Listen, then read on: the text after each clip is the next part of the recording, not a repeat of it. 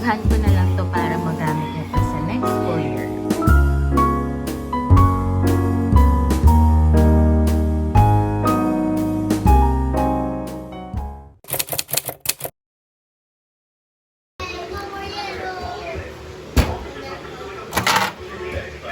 Ay, Diyos ko. Titanic na.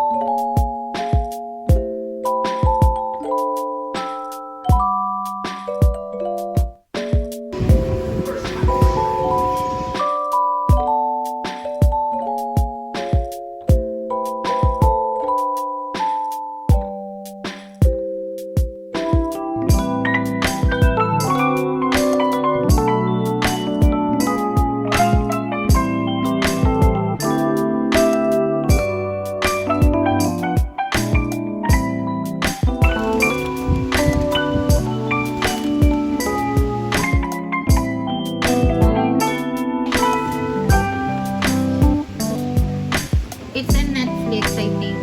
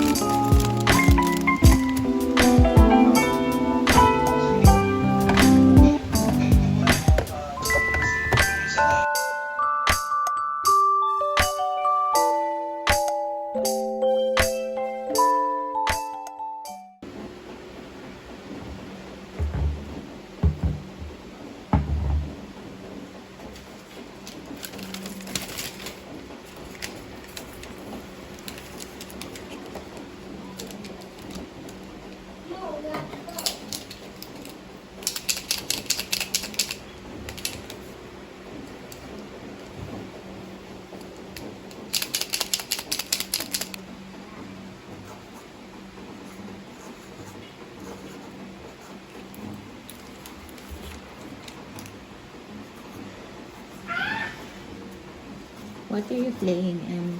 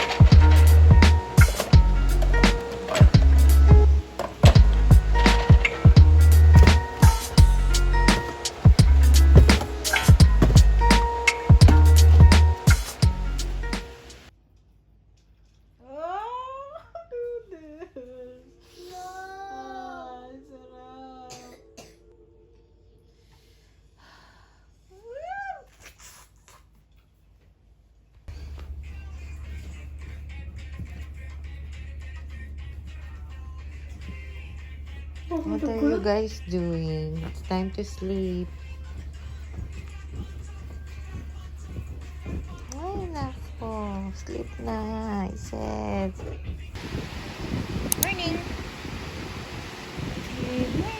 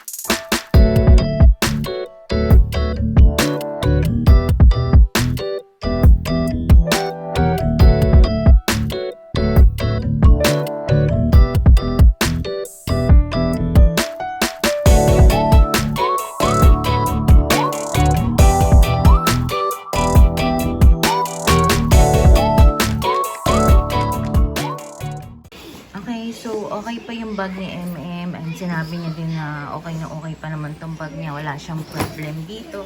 So, lalabhan ko na lang to para magamit niya pa sa next school year. Maganda rin naman siya kasi Barbie din naman siya. Tsaka matibay.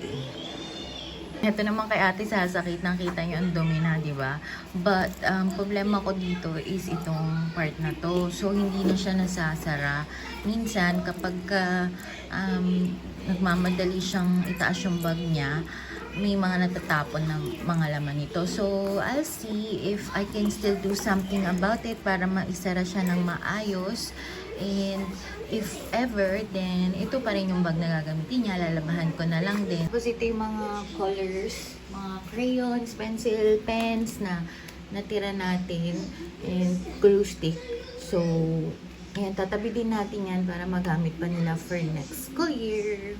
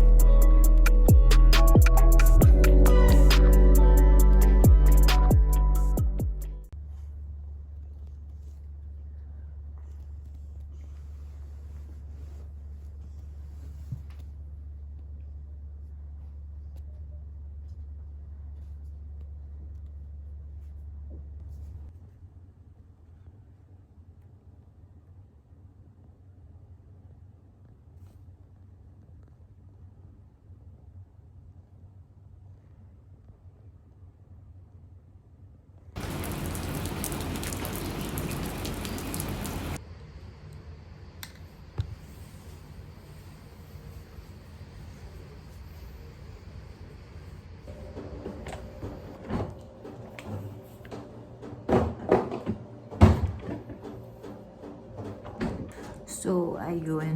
Masama na nga yung pakiramdam ko.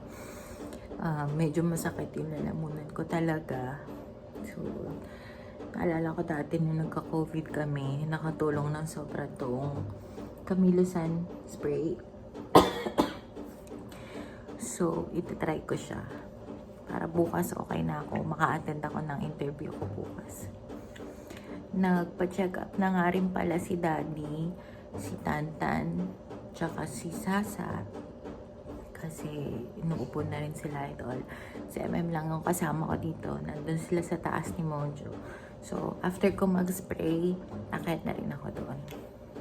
Ang lasa nito eh.